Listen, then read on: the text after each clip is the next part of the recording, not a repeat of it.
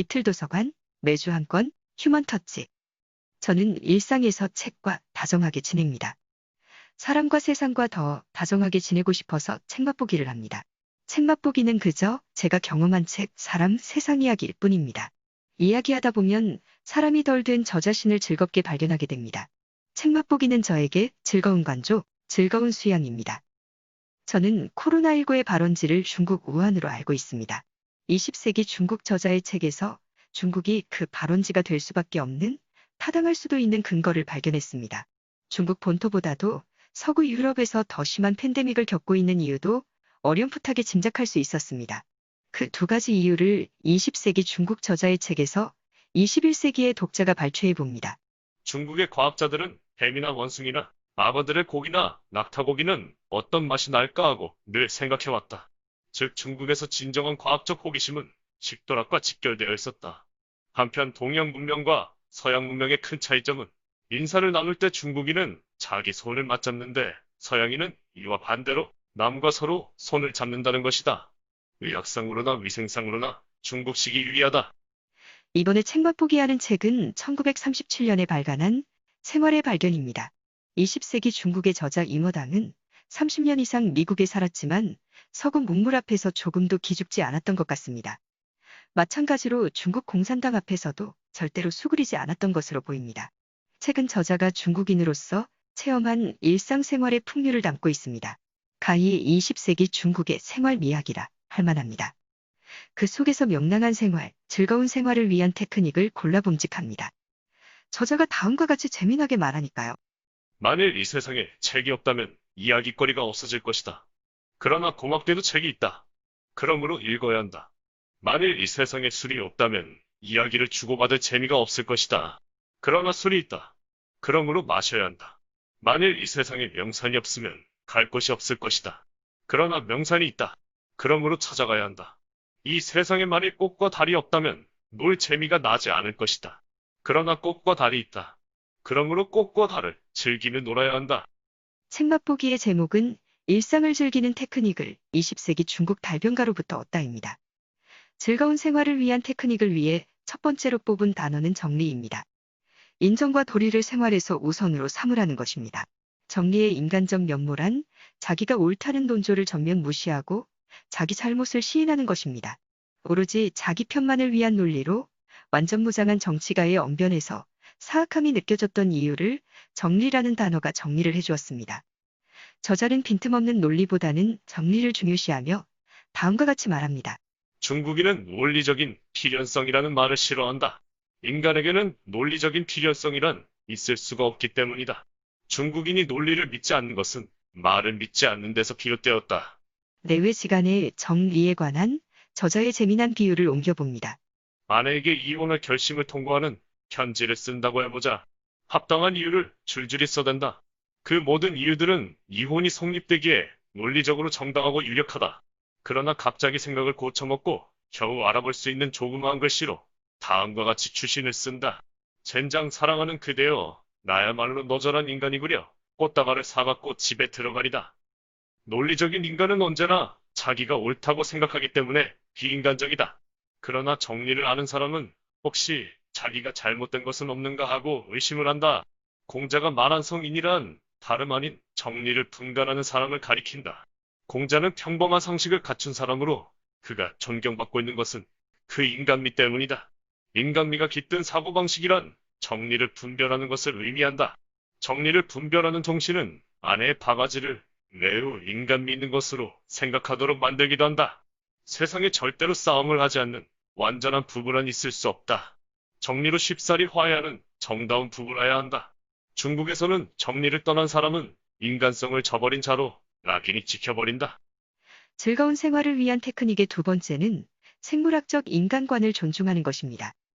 저자에게 행복은 오장육부를 지닌 육신이 불편한 데 없이 잘 움직여주는 것입니다. 저자가 인생에 대해 내리는 정의도 간단 명료합니다. 나는 인생이란 요컨대 먹고 잠자고 친구와 만났다 헤어지고 친목해라 송별연을 베풀고 눈물을 흘리고 웃고 2주일에 한 번씩 머리를 깎고 화분에 물을 주고 이렇게 살아가는 가운데 세월은 흘러가는 것이라고 생각한다. 고급 소스를 발라서 잘 구운 등심 살코기 조각을 씹느라면 복잡한 철학쯤은 집어던져도 좋다. 나는 이런 의미에서는 유물론자이다. 내 경우에 있어서 정말 행복한 때는 다음과 같은 경우이다. 잠을 푹 자고 일어났을 때, 향기로운 차를 마실 때, 하늘하늘 피어오르는 담배 연기를 바라볼 때, 한여름 싸늘한 샘물에 맨발을 담글 때, 맛있는 음식을 배부르게 먹고 났을 때, 알락이잘 파묻혀 친구들과 정담을 나눌 때, 소나기가 퍼붓는 벌판으로 뛰어나가 몸을 흠뻑 적실 때, 어린 아이들의 쫑알대는 소리를 듣거나 통통한 종아리를 볼 때, 저자는 우리의 인체에 시간이 새겨져 있다고 합니다. 우리의 일상이 그 시간 감각에 리듬을 탈 수 있으면 즐거울 확률이 높습니다. 유년기, 청년기, 노년기에 따른 몸의 리듬을 알아채고 그 시기에 알맞게 유유히 흘러가면 됩니다. 애늙은이처럼 굴지도 말고 젊은 척 억지 부리지 않는 것입니다. 공자는 젊어서는 이성을 좋아하고 장년기에는 경쟁을 좋아하며 노년기에는 돈을 탐내게 되니 경계하라는 메시지를 남겼다고 저자가 알려줍니다. 저자는 인간에게 새겨진 리듬의 아름다움을 다음과 같이 음미하게 해줍니다. 인간의 정신은 에너지의 흐름이다. 때를 따라 출렁이는 것이다. 1년, 청년, 노년, 그리고 죽음을 통하여 그와 같은 흐름은 돌고 도는 것이다. 하루에도 아침, 낮, 저녁이 있고 1년에도 계절이 있듯이 자연 그대로의 모습이 얼마나 좋은가. 인생에는 선악이 있을 수 없다. 계절에 따르면 모두가 선이다. 그러므로 우리들이 이 생물학적 인생관에 의해 인생의 추나 추동에 순응하여 살아가려고만 한다면 혼자서 잘난 체하고 그대는 바보나 터무니없는 이상주의자가 아닌 이상 인생을 한편에 실어 생각하고 살아갈 수 있다.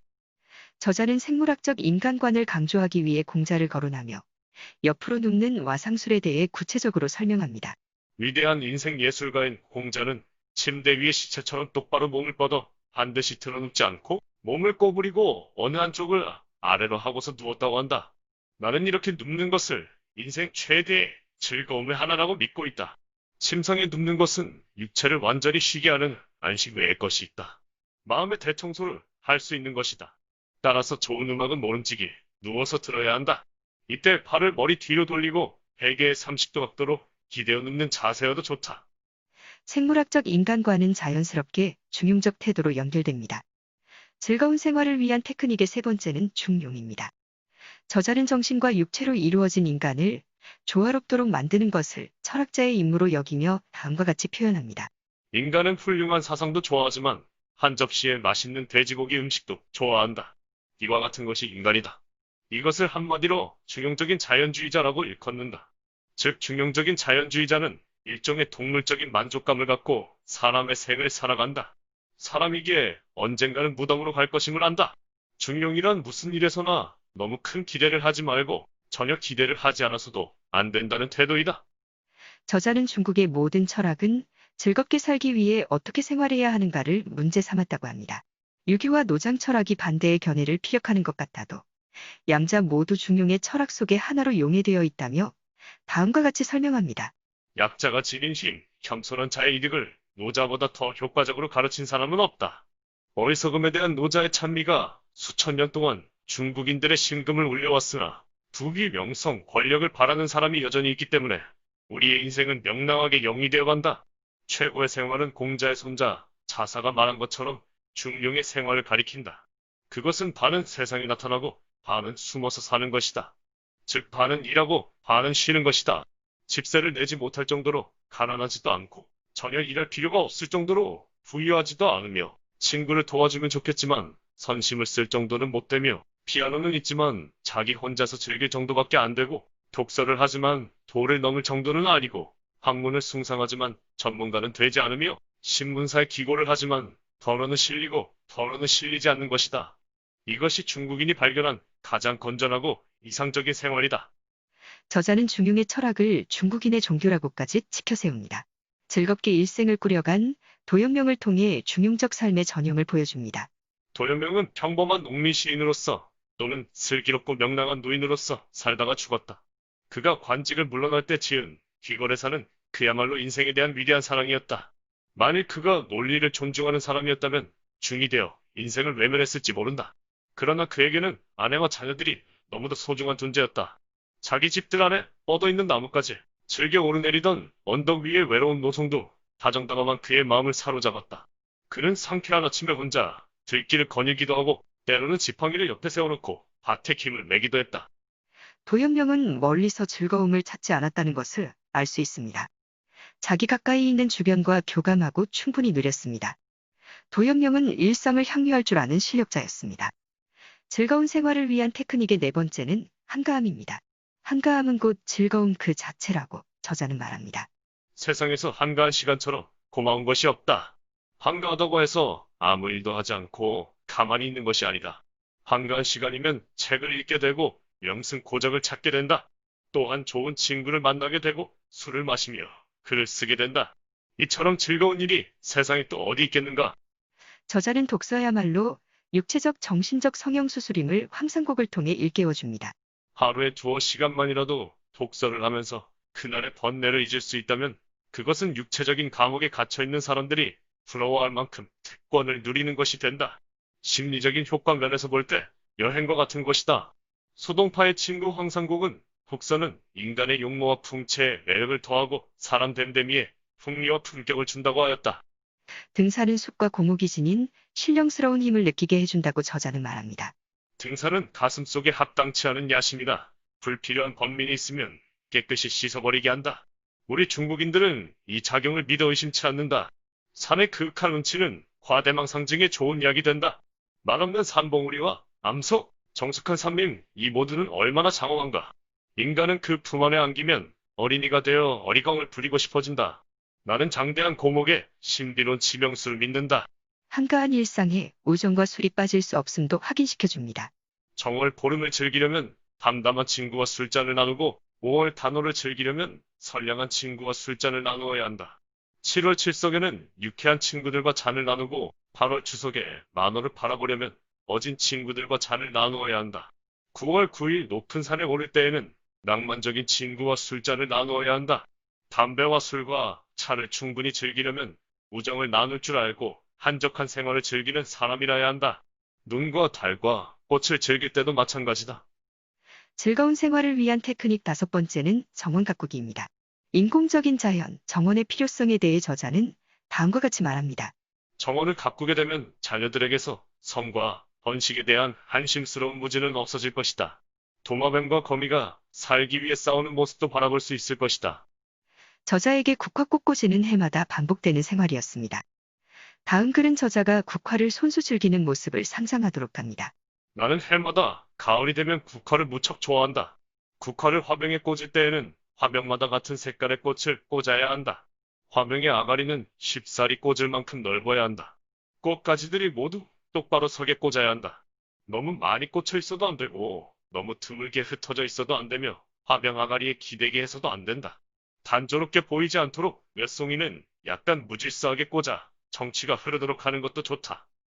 즐거운 일상을 위한 명랑한 테크닉들을 책에서 출연해 전해주고 싶다는 생각으로 시작한 책맛보기였습니다만 그만 그 길에서 한참 벗어나 헤매고 말았습니다.